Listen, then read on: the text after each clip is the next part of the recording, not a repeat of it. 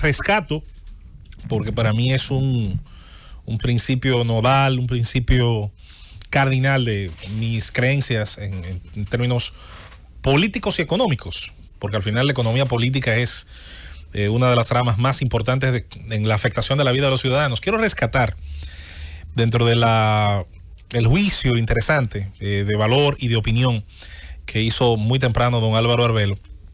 Yo quiero suscribir una idea que es sencilla, pero al mismo tiempo es de aplicación compleja. Don Álvaro decía sobre declaraciones de un político como David Collado, que tiene el entusiasmo, la ambición, que tiene la experiencia, porque la está acumulando para cosas grandes, yo no tengo ninguna duda. Sin embargo, hay una frase que decía don Álvaro esta mañana, aquella de que en el Estado no caben todos. Y yo voy no solo a suscribir eso, yo me voy a ir más lejos. En el Estado debería haber mucho menos de lo que hay. Y es evidente que la cultura política nuestra, y esto no viene de ahora, no vayan a pensar, como siempre, que es un señalamiento al presente y al pasado inmediato. No.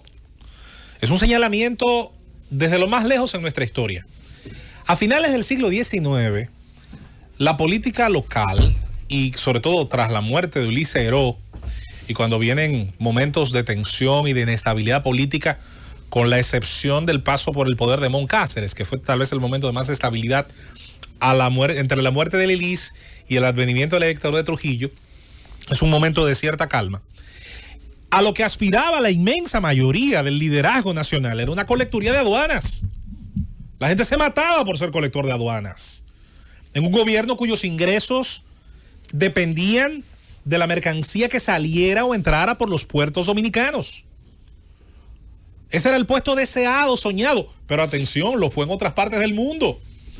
Uno de los momentos más álgidos de la política estadounidense del siglo XIX, Rosendo, es en los años 1870 y 1880, cuando gobernaban Chester Arthur, James Garfield, cuando hubo que colocar leyes, y ahí es que nacen las leyes de carrera de funcionario público, sobre todo en el estado de Nueva York, porque la matanza era por ser miembro de las aduanas de los principales puertos de la Unión estadounidense. Que te interrumpa, José Luis. Adelante, dos cositas. Primero, que hoy pues, aduanas, ¿verdad? Es un modelo para cualquier país del mundo. Lo que ha hecho Yayo San Lobatón, una revolución aduanera, un cambio total. Y en cuanto a lo que tú señalaste al principio, de lo de mi ahijado político, ¿verdad? David Collado, yo lo dije a propósito de la imprudencia que él cometió, diciendo que va a hacer una lista de los dirigentes del PRM que no están en el gobierno para que sean nombrados. Eso en primer lugar no es asunto de él, sino del Ministerio Administrativo de la Presidencia para entregarlo al jefe del Estado. Correcto. Y en segundo lugar, decir eso es crearle problemas al gobierno.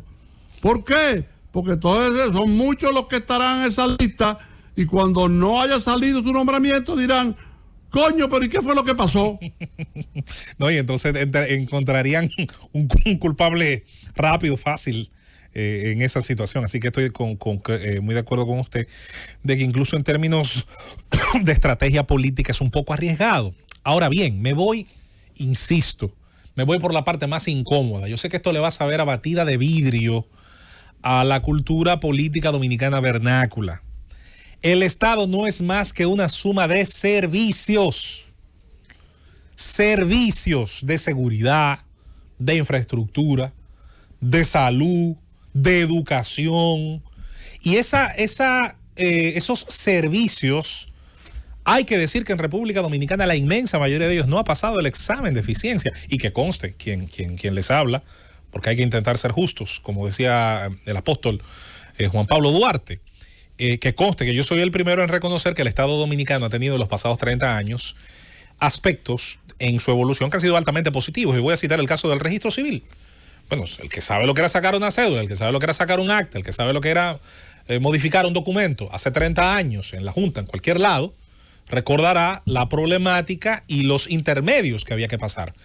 Y no es que el sistema no pueda seguir mejorando, sigue siendo perfectible. Ahora es un salto cuántico, Rosendo. Sí, pero ¿qué pasaría, José Luis, en este país si el Estado no proveyera de empleo a una cantidad de gente? Te respondo. Aunque no tenga la capacidad. Te respondo. Te respondo de inmediato. Sí, Esa es una pregunta excelente. Sí. Y voy a contestarla de la siguiente manera.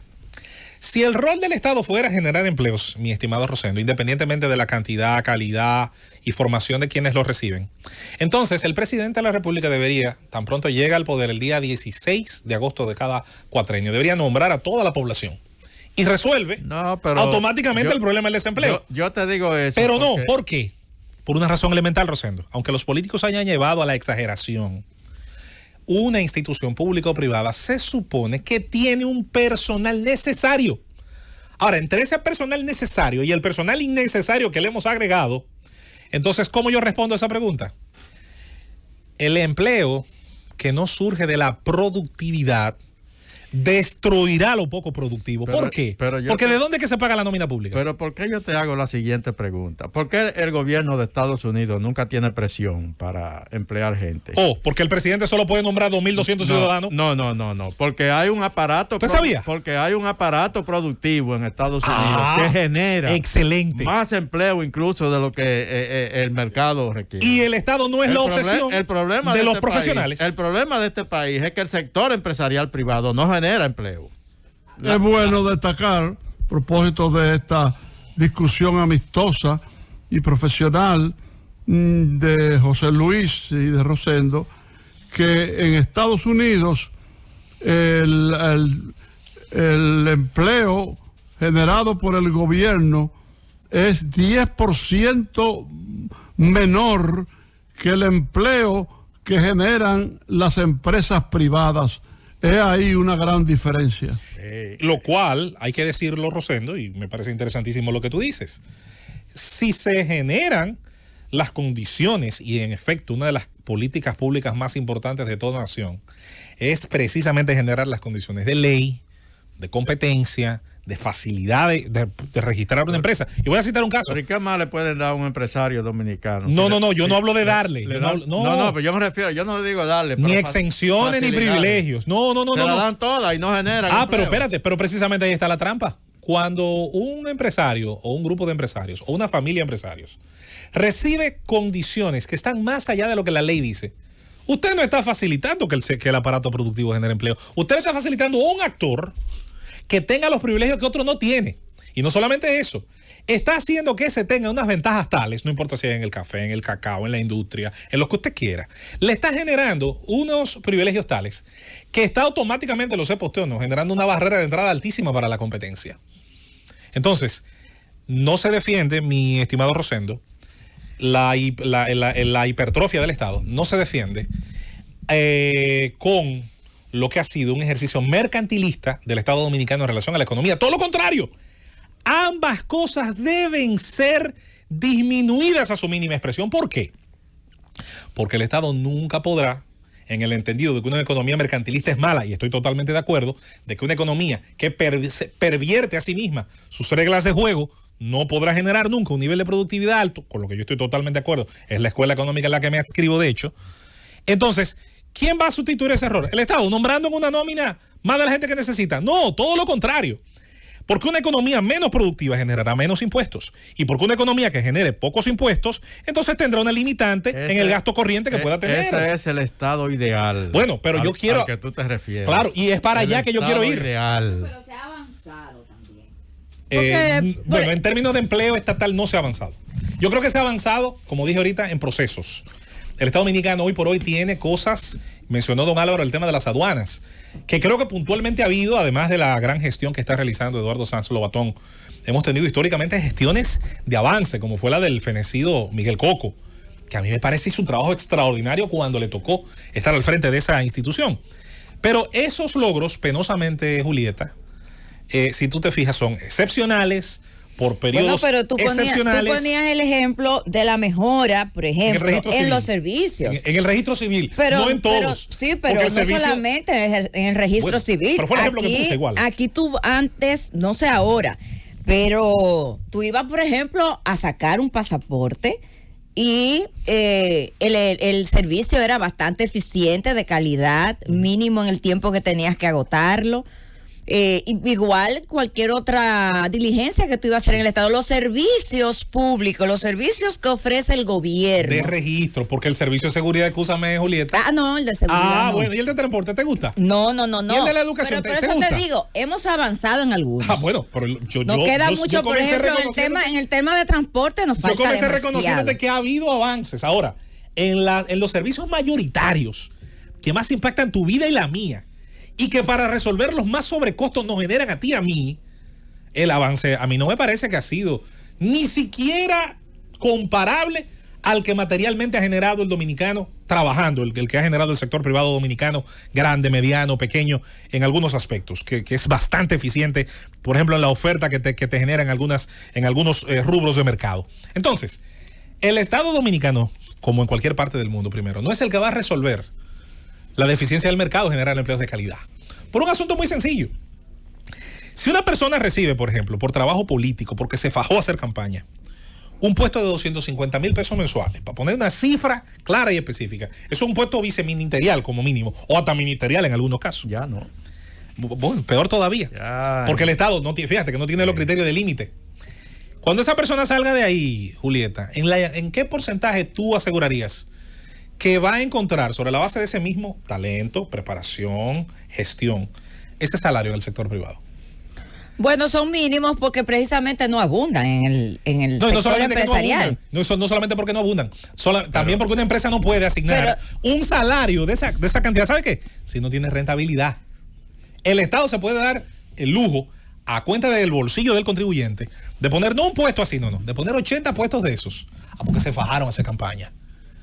Y luego tú te preguntas, ¿y está generándose la riqueza suficiente para pagar eso sobre la base de que a lo mejor el individuo no tiene, como dijimos ahorita, ni siquiera me puede justificar eso en base a su preparación o a que lo que va a generarle al ciudadano dominicano luego en gestión interesante sea así? De todos los puntos interesantes que tú has tratado, José Luis, y es el que tú señalas que, bueno, quizás no encuentre en el sector privado, al salir del gobierno, ¿verdad?, el mismo salario, las mismas condiciones.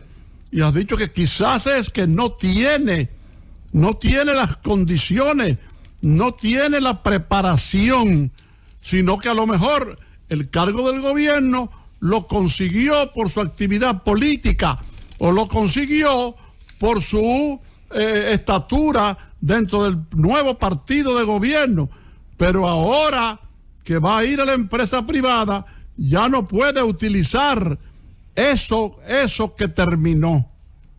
Es así. De hecho, esa es una de las situaciones. Pero también el Estado, José Luis, en posiciones claves de la administración, ha tenido que asumir la realidad de pagar salarios altos, salarios lujosos, para poder captar personal calificado. Y le voy a agregar algo más a eso. En un estado donde trabajen los necesarios, se puede pagar hasta mejor. Yo desde aquí nunca, y de hecho pocas veces toco el tema de los salarios, y lo sabe Conde, que lo hemos discutido mucho en otras oportunidades. Yo suelo tocar poco el tema de los salarios de los servidores públicos. A mí no me gusta ejercer de populista en nada. Yo prefiero que la gente razone, piense, aunque piense distinto a mí, y no nunca me ha gustado el aplauso fácil, en nada, ni en los deportes.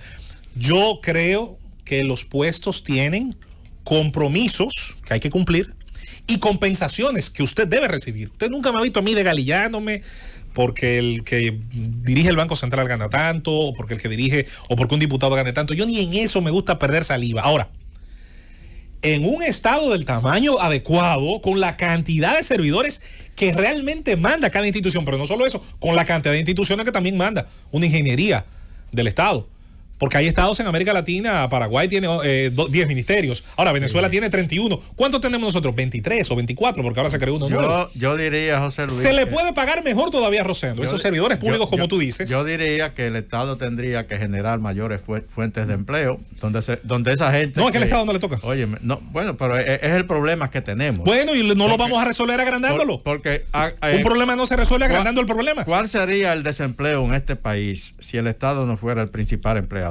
No, tú lo que tienes que pensar que en un país donde el Estado no sea el principal gestor de empleos, gestor de contratas para todas las empresas, donde no sea el eje central de la publicidad, donde no sea el eje central de todo, donde no decida la vida y muerte, donde no decida la suerte, donde la Dirección General de Impuestos no sea la principal policía del país, donde eso ocurre, entonces sí llene su espacio, como tú has dicho, la productividad de la que es capaz el dominicano. Y no solo de la que es capaz, de la que tú has sido testigo en otra nación, donde nadie está esperando, pasarse la vida entera esperando un nombramiento, que es capaz de producir con su trabajo y su ingenio.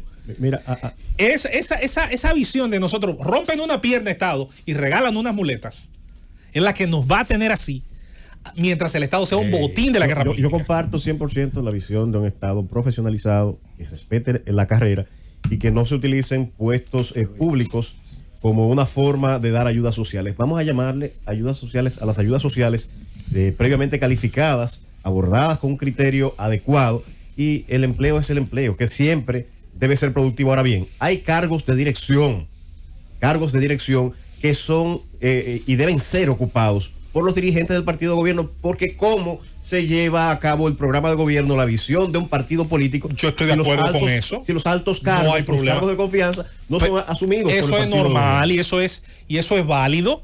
Ahora bien, la pregunta es, ¿cuál es la diferencia entre hacer eso, que yo insisto es lo más, vamos a decir, sensato, que alguien llegue con un plan y que ese plan se tenga que llevar a cabo con funcionarios de nivel alto o intermedio? Ahora, la diferencia entre eso y encontrar un botín, una piñata, como le llamaban en México, y reventarla, y si no caben en la nómina, que quepan en la nominilla, y si no caben en la nominilla, entonces vamos a generar una oculta más, porque en el Estado dominicano parece que la única posibilidad fuera de otros hechos y otras actividades es aspirar a tener un nombramiento, una contrata, una iguala.